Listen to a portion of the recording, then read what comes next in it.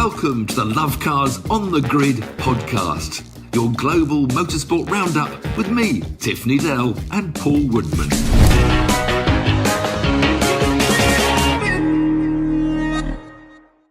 Welcome to Lovecars On The Grid, where we look back on an absolutely packed weekend of motorsport from all around the world with enough variety to please every type of fan. There was, of course, the Bahrain Grand Prix, plus the Formula 2 and Formula 3. There was Indycar and IMSA, sportscars from Long Beach, MotoGP from Qatar, and Superbikes from Assen. NASCAR's at Bristol, Tennessee, and Formula E was in Miami, although it wasn't really Miami. Aussie Supercars weren't in Australia. They're from New Zealand, but still the same series. And British Rally Championship as well. And last but no means least, the Goodwood Members Meeting, where my what are you, co-host colleague, or host colleague, or lead colleague. Friend and colleague was there racing, and I went to cheer him on. But first, we've got to congratulate so some sporting achievement, to say the least. It wasn't just winning the Masters for Rory McIlroy. It was winning a Grand Slam, one of only 6 players who have ever done it. So I know it's a motorsport podcast. Lots of you are going, oh, shut up, it's golf. But it's sporting. It's the most magnificent piece of sporting drama.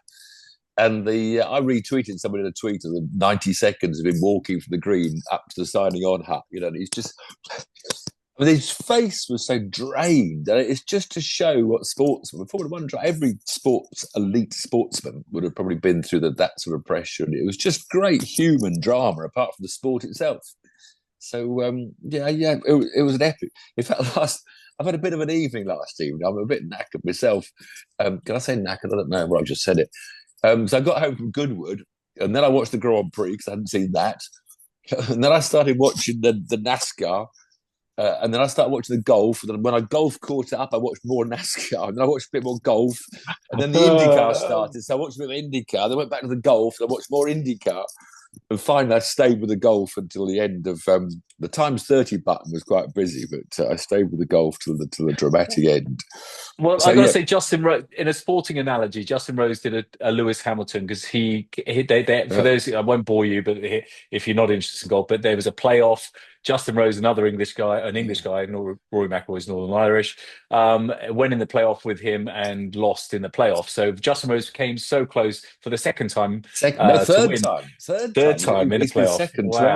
Second time in the playoff. Yeah, but okay. But Justin Rose got married at the same place as me. He spent a lot more money than me at the wedding, and hopefully his wedding lasted a lot longer as well. But what a lovely man! I met him.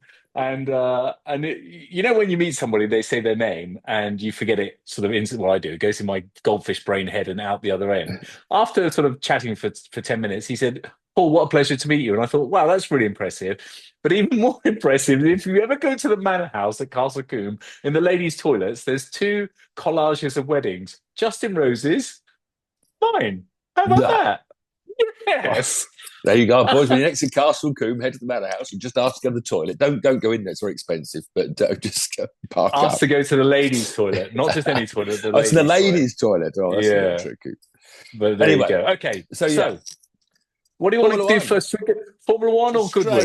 Straight in. Well, yeah, straight in the order. I mean, my Goodwood exploits weren't as good as. I have to say, just be careful of your microphone clipping on your very beautiful shirt you've got there, because. We're not the best with sound at the best of times, let alone when your microphone clips. That's much better. Thank you, Dad. Yes, off to Bahrain. Where was it? Actually, it was a really entertaining race. I thought there was lots going on, but the highlight to me is just, is Lando going to throw away the title? Is he going to give it to Oscar? His head is still, in the clouds. He's qualifying. I don't know what I'm doing, and I'm qualified 6th, and he goes through these phases of just tearing himself apart and he blaming himself for everything, and then he lines up out of his grid box, the car rolled forward, and then even coming back, we had a great drive, but then even towards the end, some of his overtaking manoeuvres I would say were questionable. The very light, because I think really Bahrain's great because it's got the 3 DRSs, so once you're sort of in the DRS, you tend to stay in if you've got a bit of a tire advantage and you're attacking. But the place to overtake where you saw most happy was in the turn 3, after the second DRS. But Lando got closest to overtaking on that sort of second straight. And then the last chance to have a go, he did the end of the straight one dive bomb and he just couldn't get the corner. And so, yes, I fear that he's going to hand the title. And of course, you've been saying this. Sorry, I was going to say you've been saying this on this podcast for a long time, Tiff, that he beats himself up, and you need the confidence. You need the Max Verstappen self-confidence. I believe. What's your clipping, please? Why is it clipping more than normal? It's the same place as normal. You got a lovely collar on. That's why. Really nice. For those of you listening, he's sporting a very nice shirt that I haven't seen before, and now you're making lots of noises every time you touch it. Sound is not one of our strong points, so hopefully makes up for the amazing brilliant content. Yeah, exactly. Yes, as I said, I've been saying for a long time in Orlando. And the trouble is, with Formula One as it is, when you get into a championship-winning car, it doesn't happen every year. But it happened every year for Hamilton, it happened every year for Verstappen. But you feel like Jenson Button and one-off championships when they just got lucky. And sadly, you do have to be the best car. And the McLaren is the best car this year. Whereas next year, they've got no idea what's going to be the best car with the new regulations. So, one of these McLaren boys, it could be their only chance of ever winning the World Championship. You'd like to think there's plenty of time in the future for what a turnaround there with Oscar. Now, all of a sudden, is Oscar now number one driver? Because he didn't half dominate this weekend. But it's, they just got to it's all about the qualifying, then making the start, and then being the one in front. Being the McLaren in front is going to be the one that wins. Yeah, is it all about the qualifying? It shouldn't. If Formula One racing is all about the qualifying, other than the likes of Suzuka and Monaco, then it's a pretty dull Formula One, isn't it? Because Lando got up to third straight off the first corner. Okay, 5-second penalty, but it shouldn't all be about the qualifying. If they let them race like they say they let them race, the thing is undercutting and overcutting. Yeah, but normally if you're running 1-2. The tradition is the car in front has the first choice to pit for that first tyre change, which should actually stop, hello, Oscar, Lando wants to pit this lap. And then Oscar would say, well, I'll pit this lap then. So that's the best way to overtake and tyre degradation is to undercut or overcut. So whether, Lando's running second behind Oscar and says, right, I'm coming in this lap, whether they'll let him do that and really let them race. Gotcha. Allowing them to race on the track is quite an easy decision because it's actually quite hard for them to overtake each other. So you can say, yeah, God, race if you want, but once you're within 1.5 seconds, you'll be in the dirty air. Oscar seems so much more self-confident, doesn't he? Very self-assured, almost cocky, which you have to be almost. Look at Max, the cockiest of them all. Max was boring me again. His brilliance at Suzuka, the lap time he did to qualify, then running the race in a car that's maybe not the best, but might be. In qualifying, it's the second best. It's only 0.2 average down in qualifying to a McLaren. And yet, he turns up before, I'm not going to go for the title this year and I'm just here to drive around. He just doesn't have to say it. He just doesn't. No, just say, I'm here. The car's not as though we want it, but I'm going to give it my maximum. Be positive more, Max. Don't, because he's such a. What did you say to me yesterday, which I really hit home? You said, so what you're saying, Max, is that you can only win in the best car. You're not the best driver in the world. You're absolutely not the best driver in the world. You're only the best driver if you're in the best car. So because lots of people have won when they haven't been in the best car. Yeah. It doesn't happen that often. But he did have a bad weekend. But then on the radio, it won't stop. Got no brakes. That always annoys me. Won't turn at all. Here's the most brilliant brain in Formula One, driver analysing his car. So you can say, it's not stopping that well, or the turning's not as sharp as I want it to be. But so many of the Grand Prix drivers, they've got no brakes. No brakes. Well, it's quite that really annoys me. I guess that what they say, no brakes, it's the heat of the moment, and you sort of say things, don't you? And you overemphasize them and over-exaggerate, but. Well, they qualified. They qualified 7th, and Yuki got into 9th, didn't they? So Yuki qualified as 10th. No, Yuki was 10th, wasn't he? Yuki again in Q2, he was only 0.2 off of Max, which is sort of where good number 2 should be.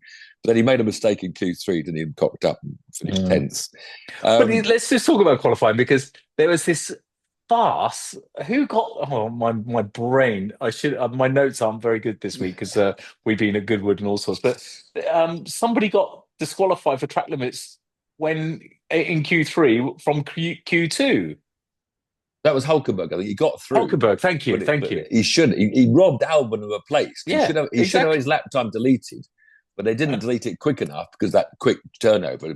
By the time they looked at the monitors and thought, "Oh, flipping hell, yeah, Hulkenberg did." He was out doing Q2. So yeah, surely they should just leave it. If they don't catch it by then, they should leave it. Surely, no, keep quiet. You don't say we got time. That just upsets people. But yeah, I was just going to Red Bull's weekend really, that because the whole race, the traffic lights they had go wrong, that was all over fast, so they couldn't move out of the pit box. And they finished 6th and 9th, so Yuki got points. It's the first time a Red Bull's had 2 cars in the points for about 12 months, I think. Wow, good stat, Crofty. So Yuki's done a good enough job. I'm happy. It's a shame for poor old Yuki that he's got into the car when it's only the 3rd best, 4th best, 5th best car. But I think he's going to keep the job, and I think he'll do a reasonable job with every sign that it is, even though he got beaten. But who were our hosts yesterday at Goodwood? I mean, you were there racing, but who were our hosts? Dropped in Alpine. How good was Gasly? Yeah. My goodness, both in qualifying and in the race. He's a bit unlucky last corner, really, to lose it to Max. Yeah. That's the point. You see, Max was still racing, That's what annoys me about when he comes and says, "Oh, we're just here to turn up." But he's a racer, and he's never going to give up. He'll always, even on the last lap, try to take one place off Gasly, even if his car's the worst in the world. So he does race, then he is brilliant. But he does say these things that just annoy me. But I do feel, because Red Bull are just so brilliant. The whole team, everything about them. But I do feel as soon as there's a bit of a wobble, they all have a bit of a wobble. Wobble. It does wobble all the way through the whole team. Well, there was a big thing that one of the journalists, it was Ted, going around with his notebook at midnight, which I didn't see, obviously. He saw Helmut Marko have a big row with Max's manager for Moulin. Yeah. And of course, there is the clause in Max's contract. If he hasn't got a good enough car to win, he can leave, even though he's contracted till 2028 or something. I think Toto's looking at Max. So one of the stories says, George might lose his spot if Max comes out, because, little Antonelli's their pet for the future. And yet then today again, it says George about to get a new contract. So you never know what you read. But why is Antonelli such a pet? Because he's their creation. He's their Max, isn't he? He's their baby Max Verstappen for the future sort of thing. So they're very proud of and he had a bit of a rough weekend, actually. He finished 11th, stuck behind Behrman at the end. So he didn't have a very good weekend. But, if they do release Max, who would they kick out if Mercedes did want Max next year? Would it be George? I can't believe they dropped him. And George had another fantastic race. I mean, he's just done so well this year. He lost a place on the grid, which didn't exactly help him because Mercedes let their cars out too soon. That was lovely. Do you know what happened? It was in Q2, I think.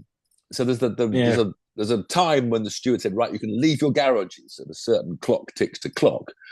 And of course, the Sauber's are at the end of the pit lane. So as soon as the clock went, Hulkenberg was out.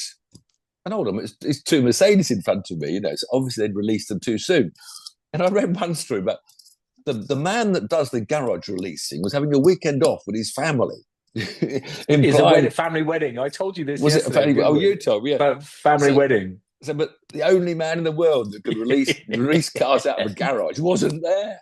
I mean, what job travelling around to 24 Grand Prix or whatever it is, just saying no, stop. You imagine that you're getting paid $100,000 a year just for about 20 seconds a week. Some comedian did a wonderful sketch. I don't know who it was about. And his job was a visor wiper. He was rehearsing his move. He kept on rehearsing his move in front of the camera, walking around the stage, rehearsing the move, waiting for the car to come in, keeping the visor. So they do. We shouldn't mock because they are very talented. They're athletes and engineers, and they're very talented, and they do lots of multitasking. So Mercedes there, great for George. He couldn't have done any better. I think even if he'd been on. Where did he lose the grid position? Second, or did he lose third? Yeah, he lost second. He lost. Yeah. But a great brilliant. Drive wow, isn't he? Isn't he good? I never really rated him. I never gave him the credit he deserved, but he's every single Grand Prix, third, fourth, second. My goodness, consistency. Ferrari plodded around again. I put my notes, plodded around again for yet another solid, unexciting fourth and fifth. I wish they could get their act together. Oh, they just got to find loads of upgrades. It only takes one little upgrades. Well, they did. They had a few upgrades taking into Bahrain. So I thought, oh, okay, great. They're going to be on point, and it's a circuit that suits them. But they were bang average, weren't they? They tried a different strategy, of course. They started on the medium, which the others didn't. But I think even if they'd gone the same strategy as everyone else, they would have finished fourth and fifth. Lewis says today he's now worked out how the Ferrari wants to be driven. So there you go. Thinks he's worked it out, how it wants to be driven. I did laugh at Lewis at the end, for those that saw it, but Ben Sulayem is at the end and Lewis gets out of the car and Ben Sulayem opens his arms for a hug. Lewis just walked straight past him. And it just he just pretended to stretch a little bit and yawn a little bit, but I thought that was quite good. Well, I saw Martin Brundle. I don't normally watch it. Someone did the clip.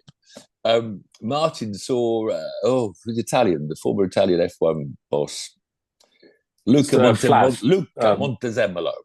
And he was with Ben Sulayem, and Chris Harris was behind them. I didn't know that was the end punch on the end of the story. So Martin walks over, he just sort of shook hands with Sulayem, just, hello, Ben. And then starts talking to Luca, just almost ignoring Sulayem, standing there. Had a long chat. And then introduced Chris Harris, who's making a story about Montezemolo, which I'll be looking forward to. So Chris was on the grid with Luca. And then you can see that Sulayem was desperate to move forwards and get out of the way of this interview and move to a higher place on the grid. And everybody seemed to ignore him. So there's a lot of ignoring Sulayem at the moment, which I think everybody will approve of. But whether he can be ignored by the votes at the end of the year... Well, he won't be, will he? Because it's all a lot of small countries that don't even have a racetrack that vote for him. I wonder why. But you mentioned Gasly, good rate. Alpines, he had a good run. He just got pipped by at the end. And Jack Doohan was up in the points at one stage. It was a bit of a shame for him because he'd pitted early and got his hard tyres on. He was running in the points. I think it was about ninth. But the safety car killed him because everyone came out behind him on softs and different tyres, which he couldn't do. And he got swamped and dropped back. Hass's, of course, story again, great story. Ollie Bear, Ollie Bear. I'm a big fan anyway. But I love his interviews. I mean, his eyes, his excitement. He's like a child with a toy, isn't he? And he came from 20th to finish 10th. And Ocon, of course, had crashed big time in beginning of Q2, wasn't it? And big shunt. And he came up from, 14th to finish 8th. So Haas had a loving life. Whereas sort of Williams, Raging Bulls didn't have a very good week. Hadjar made a terrible start and dropped back. They didn't have a good weekend, nor did Aston Martin never do, nor did Sauber. And of course, Hulk got disqualified for a worn plank in the end, didn't he, as well? But the racing was really good. I mean, the DRS works around that track. One of the few, but you've got to have consecutive straights with DRS. That's the only way it really works. So you catch up on the first straight, start the second straight now in the gearbox to go in front and use your DRS to get by. And it wasn't too much. They weren't driving by. They had to do it at the end of the main straight, right at the end of the braking zone, didn't they? So they seem to have got that circuit sussed as to where they're allowed to open the DRS and where they're not. Yep. Good. But did the safety car make it exciting, though? Would it have been exciting without the safety car? Yeah, it helped jazz it up in the end, especially that battle for the last point. I think it was a whole train of about 5 or 6 cars, wasn't there? I bet Gasly wishes they didn't have a safety car. Well, he's probably the one that lost out the most, I guess. Or Doohan as well. What was it for? A bit of Sainz got clobbered by someone. He was moaning at the end of the race, wasn't he? Sainz had a miserable season, hasn't he? Just felt like he was getting it together. Yeah, good qualified. Yeah. First time he's out qualified Albon. I think it was just Albon had a bad weekend. He didn't get very well in Q1. Then we had all the Formula 2, Formula 3, great racing, again, because they kept a close, tight pack. And the Formula 2, there was quite good, because sprint races are usually boring. You know, the bloke who qualified 10th, so I always joke, starting pole won the sprint race. But this time, Pepe Martin, the Spanish kid, came from 11th through to win the sprint race because they were scrapping away everywhere. And he just made the most of it. So that was a very entertaining race. The DRS working well in that track. And really good story in the main race as well. The Irishman Alex Dunn, who's looked really good coming up through the ranks, but never really won or got in the right team or the best time. And he's a McLaren kid, and he's qualified 4th and won the main event in his Rodin car. So, well, it's funny enough, Marty, who starred in the sprint race, going from 11th to win, went in the main race from 11th to 11th. So, but obviously the sprint race, he's got slower drivers in front of him, which he could overtake, whereas in the main race, he's got the faster drivers in front of him. Such is the way of reversing grids. At Formula 3, we had our boy Freddie Slater starring in the sprint race. He qualified 10th fastest on his first ever Formula 3 race in a 30-car field. So pretty impressive qualifying, which that put him, third on the grid. And he got the lead for a while, but eventually got overtaken towards the end by Nikola Tzolov, the Bulgarian, who'd started 5th on the reverse grid race. That's his third sprint race. He's won Tzolov, and he's won one feature race. So he's a quick driver. Freddie was doing well. Freddie did very well, and so he got second in the end, didn't he? Did he come second on sprint? He got sprint second, race? yeah. Not a bad way to start your Formula 3 career. He had a terrible start in the main race, though, and he dropped from, what would I say, he qualified 10th, didn't he? And he dropped about 17th. I was looking at the time that he was barging and back. He got hit someone, I think. He came in, retired after 2 laps, so we didn't have such a good main race. In the main race, this brilliant Brazilian, which you're always going to be hearing, Rafael Camara from pole position to the flag. But our British boy, Callum Voisin, did really well. Second place, held him off for a while. So we got a good Brit in F2, and we haven't got any Brits in F3 at the moment that are up the front. But certainly Freddie, I don't know if Freddie's got any more, because he's concentrating on Freca, Formula Regional, which is what Rafa Camara won last year. So Freca seems to be a very favourable Formula 4, as it were, or the last one before you go to Formula 3. But yeah, really entertaining races. Big dicing bunches, having fun in the sun. Bahrain's a good track. It was an okay track. Good. Then we rush around the world, because we don't want too many details. IndyCar, not the most exciting. It never is. Long Beach, but it's just one of those tracks that's so incredible to watch them so close to the walls and watch the IndyCar drivers. Opposite lock. Qualifying was exciting. It's tight. But it's, it's a bit like when a Grand Prix. When a Grand Prix has 2 or 3 stops, in the middle of the race, you don't know who's where. You don't know who's.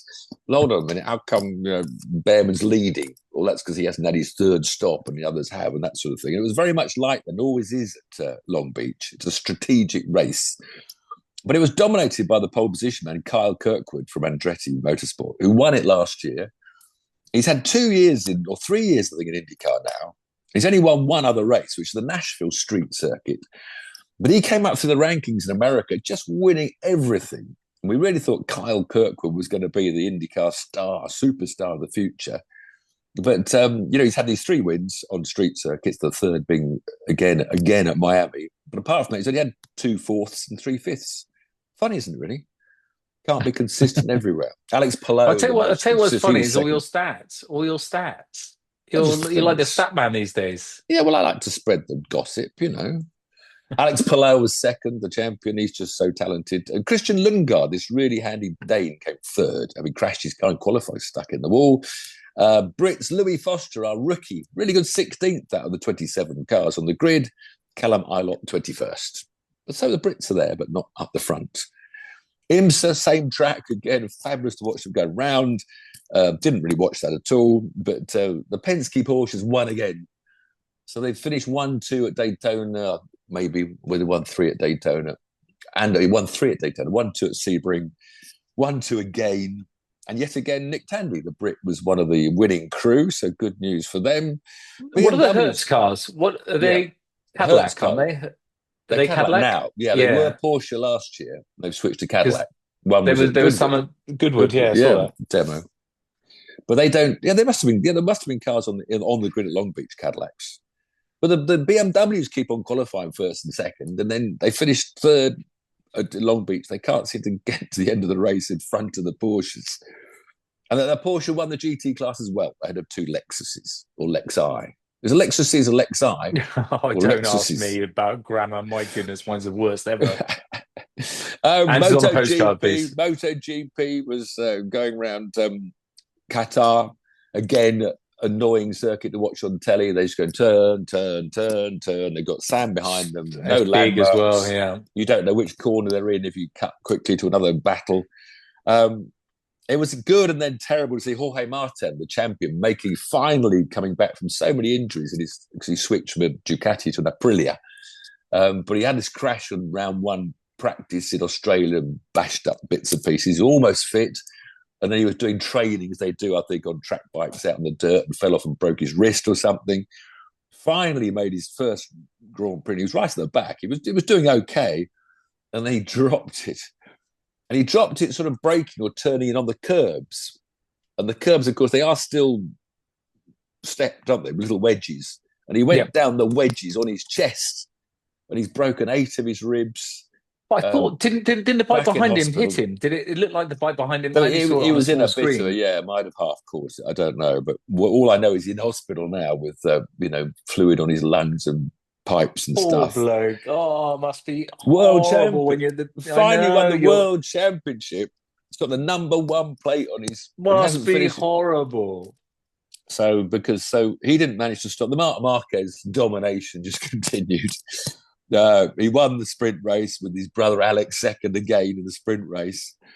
But the main race, they clashed. The brothers clashed at turn 1, nearly took each other out. Mark took the blame. My brother's not his fault. Apparently, he said that he got the back spat out a bit, so he tapped off the throttle, so he suddenly slowed a bit. And Alex was right behind him. They clashed Alex's front to Mark's rear. Bits of wings and fiberglass or carbon fiber disappeared. So Mark went on to win the race, but Alex dropped back a bit, and then in his frustration to go back to the front, he clobbered Giantonio, took him wide, so he got a drive-through penalty or something. So Alex Marquez ended up back in 6th in the main race. And the big shock of the race was this Maverick Vinales in a KTM. Came from nowhere to lead for a while. And when he went past back Marc Marquez to take the lead, Mark thought it must be Pedro Costa. He saw a KTM coming. But no, it was Vinales on a satellite KTM or a factual, I forget which. But anyway, so he finishes second because Mark overtook him later on, thinking I've finally got the podium in a KTM. And then he gets disqualified for tyre pressures. And the problem was, do you remember when Marc Marquez had to drop behind his brother to heat his tyres up because his tyres were running too low? Well, the same with poor old Vinales, because his crew never thought he'd be leading. So they always thought he'd be behind bikes, which would keep your tyre pressure up. But by getting into the lead, his tyre pressures dropped below the minimum pressure for so many laps, too many laps. So he got a penalty, dropped down. I think he went down to 50, got a 15-second penalty, which is a bit of a shame. So Pecco Bagnaia finished second on the other factory, Ducati, and Morbidelli was third. I can't believe how much Bagnaia has fallen off the pace this year. Yeah, Pecco. It's getting closer, but it's so slowly getting closer. Just goes to show, but he's got this thing with his bike. He had a terrible sprint race because he has to run a smaller tank, a fuel tank, because they had less fuel in. I don't know why he has to run the smaller tank. Why can't he just have the big tank that he likes with less fuel in it? I don't know. Does it slosh around a bit too much? I don't know why. But he said this the last couple of sprint races. He can't do the sprint races because he doesn't like the smaller fuel tank. Not my excuse. Yeah. Moto2, our boy Jake Dixon, who was leading the championship after a couple of wins on the trot, crashed out. Shame for Jake. So Aaron he was gutted as well. Yeah, Aaron Canet won that, goes into the championship lead with Dixon dropping to third. Moto3, a fantastic photo finish for 3 children on their little screaming bikes. And the Spaniard boy Piqueres won by about half a tyre ahead of the 2 Japanese kids, Furusato and Yamanaka. Whereas our boy Scotty Octon, our 2 Brits, he had another high side in qualifying. Poor Scott, his little body, because he had a huge shunt at Kota. But he did finish 12th, which is quite good for him. And Eddie O'Shea, the other Brit, was 18th. It's just almost impossible to compete with these the Spanish and kids. the Italians. They sit on their just bikes doing it. They're winter. doing it exactly all winter, but they're doing it from such an early age, and they're just doing it 365 days a year. Where we got such a short season and not really set up for it. Send your kid to Spain at 12 and ride motorbikes all day long. No, don't send your kid I wouldn't to want to Spain. keep it. So it was only the Moto3 race was really exciting. The others were sort of tense, and that stupid circuit was just not entertaining to watch at. Whereas the Superbikes were Assen, this fantastic motorbike track race in Holland. Great battling there, but they've had, again, rules are changing everywhere. It's all this balance of power. And they've taken away some fuel flow for both the Ducatis and the BMWs, Razgatlioglu and championship leader Bulega on the Ducati. So they've got little different fuel flow rates, which has helped Suzuki, the one that certainly seemed to come forward and do better. Because Andrea Locatelli had a second, a fourth, and then finally a win in the last race on his Suzuki. I haven't written it down. Kill me. I'm thinking of Suzuki. Suzuki. It doesn't. Bulega won the first race with his Ducati to lead the championship, but then he had 2 retirements. Disaster was Razgatlioglu had a fourth, a first, and an eighth. Sam Lowes was second in the Super Bowl race in the wet, so one good up for Sam. NASCAR, boring and dull. Here we go. I keep on telling you to watch it. They went to Bristol, which is this half a mile stadium. It's like a Roman amphitheatre. The most amazing. It's got 140,000 capacity for a half mile track. So it's like this Super Bowl stadium. But the racing there is getting duller and duller because the cars are getting too scientific. You haven't got cars losing wheels and punctures and breaking down anymore like the old days. You haven't got amateurs at the back spinning out and causing yellows. So they get round and round for 500 laps of giddiness. And I think there was only one caution when a couple of cars spun and crashed. And these sort of long NASCAR races need a bit of drama. And one of the things they've lost in NASCAR, the old NASCAR, the last generation, had metal or steel body shells. So if you touch someone and bent your metal in, it would rub the tyre. It was always the big thing. You got tyre rub. God damn, I got tyre rub. And if you risked it, you do 4 laps, and the tyre would puncture and you're in the wall, the yellow flags come out. So it goes on. But they've now got carbon composite bodies. So you hit the wall and it just bounces back in and it doesn't damage the tyre. So the cars are so reliable, they boil over, you don't blow your motors like you would 30 or 40 years ago. Same with Formula One. This is the problem with Formula One. Yeah, of course. You haven't got unreliability. But anyway, I was happy because Kyle Larson won. He's just so much quicker than anyone else. He tried to do the sweep again. Do you remember 3 or 4 weeks ago at Homestead? He wanted to win all 3. He wanted to win the trucks, the Xfinity, and the NASCAR Cup. He won the trucks, was leading the Xfinity by miles when there was a late yellow caution, and he got pushed at the start and didn't win the Xfinity, but he still won the Cup race, the big race. So he wants to do the sweep again because this is another place he's so good at. He thinks he can sweep it. And only one person swept all 3, and that's Kyle Busch, who's done this twice at this Bristol track. So anyway, Larson lost the truck race, the first of the 3. He was leading again, but he got beaten at the end by a really good truck driver. But he won the Xfinity race, won the Cup race, bored us all to death. Oh, I'm bored. And 500 laps. I reckon there must have been 30,000 in a 140,000 seater stadium. It was just so sparse crowd, and that I think it affects. Moving on. Oh God! No! Don't make me move on. Do you know where we're going next?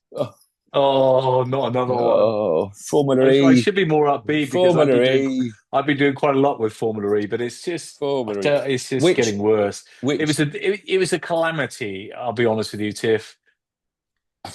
Well, they say it's the Miami Grand Prix because they're trying to carry on, but it's not. It's the Homestead, same as where I just mentioned NASCAR's where with Kyle Larson.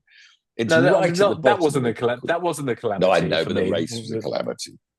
Yeah, but they say that Stansted is London or Luton is London when you fly into the airport. London, Luton. No, it's not. It's Luton, mate. But anyway, so I don't mind that, but it was just all wrong. All this, what do they call it? Not the Joker lap. What do they call it now? Where you have time attack. You're going to get attack mode. Attack mode. 6-minute attack mode. Yeah, and it just all came falling down, tumbling down because there's a red flag, and they didn't know what to do. It was just because so many people still had their attack mode left. They didn't know what to do. Yeah, exactly. They're strategically waiting. They could have extended the race. I don't know what, because if they have a safety car, some people save too much power, so they're cheating a bit. They always give them more laps, but for some reason they didn't give them any more laps. So all the people that still had this attack mode knew that they get penalised because they knew if they crossed the line with some attack mode still. And the worst thing, the first half of the race had been one of these peloton things, as they call them, where they're all going around 4 abreast, 5 abreast, after you, so you can charge your batteries up. So, no, that was a I mean, I was going to say I don't know who wins. I couldn't be bothered to find out, but I did find out it was Pascal Wehrlein. I think who took the win in the end after the He others must were be leading penalised. he must be leading the championship now, I would say. Quite probably, but Do sadly do for do me, you it care? doesn't get Well, any better. I no no, it's Ollie Rowland. Wow, Oh yeah, 69 because he won. Yeah, points. yeah, he won two. Right? Yeah, yeah, he dominated the first three rounds. And he's won two, I think, hasn't he? And Verline is not even the leading Porsche driver. He's third. Da Costa's the second. Verline third. Anyway, but I the think Jaguar boys, because I went out to support them in Mexico, having an absolute nightmare. They're right the way down. I think Cassidy, yes, Cassidy's 18th, and they're not doing very well at all. Nick Cassidy and Mitch Evans, but and Jaguar. The reason I mentioned Jaguar, one, because they hosted us, and two, they won the championship last year, and they're having a yeah, nightmare this year. Rowland was one of the ones who got penalised for attack mode, and so the two McLarens they got dropped back. So What did it he use to was. race, Tiff? Ollie Rowland. He got up to Formula Two, I think.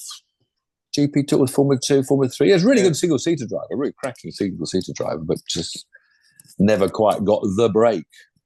So, and those of you that tune in regularly, you remember, well, you might remember I said this, but I was told by somebody very senior at Formula E that every single driver would prefer to be at Formula E than in Formula One. What? Absolute rubbish. Absolute rubbish. We've got the best drivers in the world, and they would prefer to be here than Formula One. I'm sorry, mate. You're delusional. But I'm not going to say who it was. There's a column in Motorsport magazine, which is one of the most revered, historic, enthusiast magazine, which everyone should read. It's a brilliant magazine, historic. But they've got a Formula E column, which has obviously been sponsored to be in the program by the Jaguar team managers. You know, name, don't know. Anyway, he was saying how good the other, because they had this Miami thing, actually on the Miami track, really at Miami, thing with the celebrities, you know, and they were saying one of the teams they had David Beckham's boy, who was such a wonderful kid and wonderful, everything was wonderful. And he's so admired how, you know, Formula E are really branching out to, you know, find new followers to this exciting new sport. They've got to find new followers because they haven't got any original ones. That's So, mean, and I know who that is. That's James Barkley, who is James the Barkley. loveliest, most I knowledgeable, know. He's brilliant only doing bloke it. He's ever. just doing his job. He's I know he is, promoting the yeah. sport. I'm sure he's embarrassed by it. I'm sure they're all embarrassed by their sport behind the He's scenes. not embarrassed by it. He's super No? proud of it. And it's a different type of Motorsport. It's energy. It's an energy viewership. saving. Well, yeah. I just wish Formula E, why don't you just give it away to a channel? Give it away to ITV4, who would bite your hand off, and call me if you need me to do an intro. But seriously, give it away. Don't put it on a paid platform or on a firewall platform. Give it to a free channel that they can just air it, so everyone can, at least people can see it. Because I don't even think they do it on. Do they do it on YouTube Live now? I don't even know they do that. Tiff, I watch on TNT. I pay for it. I've got TNT. Yeah, but you pay for TNT. Yeah, I know. Give it for everyone for free, and then but everybody gets obsessed with this paying for it when I try to promote NASCAR. You know, I think if you go to Premier Sports, you can watch each NASCAR race. It would cost you £5 on a Sunday night. So your mates can join you. I prefer to buy a coffee at Costa Coffee. I'm joking. But that's a shame. NASCAR was a bit dull this weekend, but it was just brilliant the way it just got dominated. So there's a bit of dullness in motorsport away from the football. It's great. The Formula One was probably the most entertaining race. So that's what about Aussie Supercars? How was that down in? Of course, Aussie Supercars. Where have I got? I haven't got another page. Where are they written down? I've got Aussie Supercars. We've still got two to go. Aussie Supercars and British Aussie Supercars. They sounded. I haven't watched any of it, but there was lots of door banging and little outtakes. They went off to Taupo in New Zealand. The Aussies packed up. And a New Zealand kid was the star of the show. 22-year-old Matt Payne had 2 wins and a 4th place. And it was the Ford Mustangs that were beating up the Chevrolet Camaros. A complete reverse of last year. They finished 1-3 in the first race, 1-4 in the second race when Chaz Mostert won. And they were 1-5 in the final race, apart from second place Cameron Hill in a Camaro. So Payne's now 4th in the championship. The top 3 are all Chevy Camaros that did better. Crikey, Ford are doing well, aren't they, in motorsport at the moment? They just seem to find a bit. Speaking of doing well in motorsport, McLaren just announced they're going into WEC, into WEC. And you imagine that if they won, they could win IndyCar, Formula One, WEC. I mean, the chance of winning WEC on your first year is very slim, but still, who's having a WEC Ford engine then? Ford no, themselves? sorry, or I digress. My little ADHD brain just went from Ford doing well to McLaren doing well. So Ford are doing very well globally with various racing, and then I just thought, oh yeah, and also McLaren have a outside chance in a couple of years' time as well. Then back home, we just had the Pro Bike British Rally Championship up in Carlisle, where the Junior World Rally Champion, an Estonian called Romy McIlroy, won the Carlisle stages, chased home, he was in a Ford Fiesta, chased home by Will Crichton in the Toyota Yaris, who's still leading the championship. So apparently it was great rallying if you're up in that area, Carlisle stages.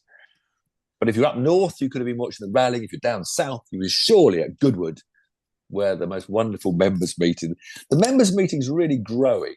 More people, more sideshows, more like the revival meeting towards the end of the year, more demonstration runs. We had the supercars were going around. We had GT3 time trials. There was the highlight for me was Bruno Senna in Ayrton's wonderful gold leaf coloured Lotus that he had his first Grand Prix win in Portugal. Apparently, there was something going on about the Formula One film. Did you see that or understand that? I didn't even see it. I saw IWC, the watch company, invited PRs to go and check it out, but I didn't see anything else about it. And I only had a quick walk around. I spent most of my time eating Alpine food, actually. Well, I spent most of my time breaking down. So I had a wonderful run in John Spears' Capri, which I was enjoying to have a sort of hub failure, which retired me.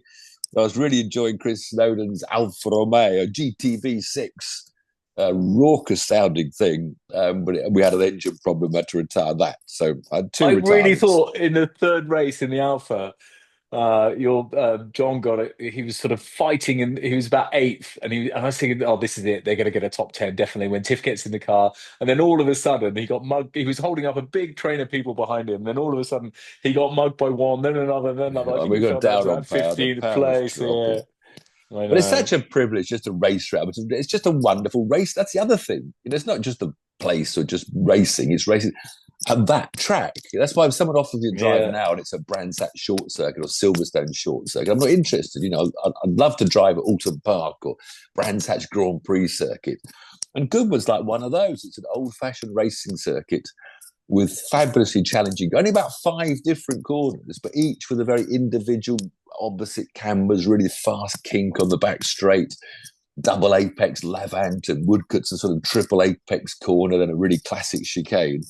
It's just such a joy and privilege to race around and drive around that track where, of course, I'd sat in the grandstand, watching Jim Clark, and where my whole love of motorsport began at Goodwood, and now I'm racing. But you need to remember that. We do remember that, and you always stop for autographs and for photos and stuff, which is good because that was you 60 years ago. Yeah, and I know. So people never forget that. However big you get, however popular you get, never forget that. I think it must actually be, I hate to think, 70 years ago.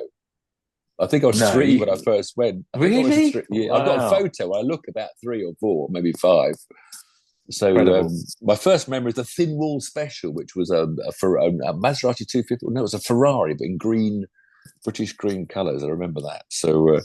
So many memories from spectating. And of course, so many of those cars, even from 70 years ago, you see racing. It's incredible. It's more so a revival, but it's still at members meeting. And I think also, Tiff, you must be the only driver there because it's become very popular. Now it's popular with all the BTCC guys. My race was full of children. It was full of flipping touring cars, really Tom fast, Ingram, talented. Chilton, I know. Jake Hill. And lovely people, all those touring car boys. They're great fun. But I think you must be, I don't know, maybe please correct me if I'm wrong, but you must be the only person to have ever done every single race meeting at Goodwood since you've been going. Yeah, quite. Every revival and every members. Yeah. My dad did the second members meeting in 1948, a 3-lap handicap in his Ford V8 before he got pregnant with my brother. Well, he didn't, but my mother did, and so he was banned from racing. So that was his racing career was over with one 3-lap sprint around Goodwood. Sounds like a bit like Sad, mine. our thoughts with Jochen Mass. I must mention that because he's had a terrible stroke and is not very well at all at the moment. So that was one of the sad stories going around at the weekend. Of course, so many people at Revival are there. So hopefully, goodwill to Jochen and his family. Yeah, absolutely. There was quite a nice thing that happened, which rather pleased me because young Newey, name's gone again, and Dario Franchitti were out in these allegedly DB4 Aston Martins, and they just peed off into the distance racing with each other. And they didn't look like DB. I've raced a DB4. I think I had the fastest lap in the DB4 after a tourist trophy I had by then. And they both got disqualified at the end for being dodgy. Well, I can't. I'll be sued for the word dodgy for not being legit. I don't know what the actual ruling was, but they both got disqualified. Your bloody microphone! Stop clipping it. Well, I'm getting excited. I was having a rant. It's Harrison Newey. He heads up the Red Bull sales. I think he's a good driver as well. Well, they're both lovely. Dario, I've nothing to do with the drivers. Dario's one of the most friendly, brilliant people, all rounders in the sport. So nothing against the drivers, but I don't know who created these cars, but it must have cost millions. Save me asking you afterwards off air. So is Jochen okay? Is he going to be okay? No, it sounds pretty serious. I think he's still unconscious with a stroke. Never known a bloke have so many stories ever in my life. Oh, no. Ever in my life known anyone. I think he won. He won in Formula One as well, didn't he? Did he win in Formula One? He did a couple of Grand Prix, maybe only one. Did he win? Did he win, or he was about to win? And that was and he was in that race at. He was going to the German Grand Prix. When Niki Lauda, that's right, Lauda had his awful crash. He was the only one that went out on slicks because it was a wet. Yeah. Lauda crashed having pitted for tyres, which is why there was a suspicion of a puncture or something, because everyone pitted, I think, after the first lap, apart from Jochen. So Jochen had this massive lead, then started on slicks, and then Lauda crashed and the race was cancelled. But of course, he's known for his sports car racing. Le Mans, Porsche, Rossmann's Porsche. Yeah. So it was wonderful. We kept on meeting new people, turning a corner, and so much enthusiasm at that place is wonderful. It was good. I enjoyed it, and thanks again to Alpine for looking after us and letting us drink their champagne and eat their very nice food. Highlight of Goodwood for you? What car? The Capri was more. I don't know. Yeah, Capri has done that before, and that's sounds wonderful. Feels great. Talking of sound wonderful, we can't mention Goodwood and not mention the best sounding car probably of all time. That T50, the Gordon Murray T50. Oh, my goodness gracious. It's insane. It's a naturally aspirated V12. It just sounds like nothing I've ever heard before. How does that get through an MOT? Broke down its last run with Dario. He had to quit it, abandon it. It sounded like it run out, wouldn't go up a gear. He seemed like he'd stopped going gears. But good fun. A very exciting weekend, but what is coming up next week? Can it top this weekend, Tiff Needell? There's not a lot on. We have to hope we get a good Grand Prix because it's in Saudi. Well, Saudi's usually there's a lot of DRS there. It's usually quite spectacular. Fastest street circuit. Formula One and Formula 2, and the ladies there, the girls are there in the Formula One Academy. So we've got 3 single-seater Formula Saudi. Otherwise, just the World Endurance Championships arrives in Italy at Imola, which will be spectacular with that field of packed World Endurance Championships. Hypercar was the word I was thinking of. Whereas I presume the Cadillac that we saw at Goodwood will be on its way to Imola, won't they? They'll be going there. Straight from Goodwood. I wonder if that's an older car or what it won't be if they've just done the Hertz sponsorship. Yeah, I wouldn't know. I wouldn't know either. On that note, I hope you all enjoy. I know we go through all these races because I like to tell people what's going on around the world of motorsport. Don't just get your head stuck in the Formula One sand. April. Yes, I agree. It's not all about Formula One. It's about Formula E as well. And yes, even that. See you next week. Cheers. Bye.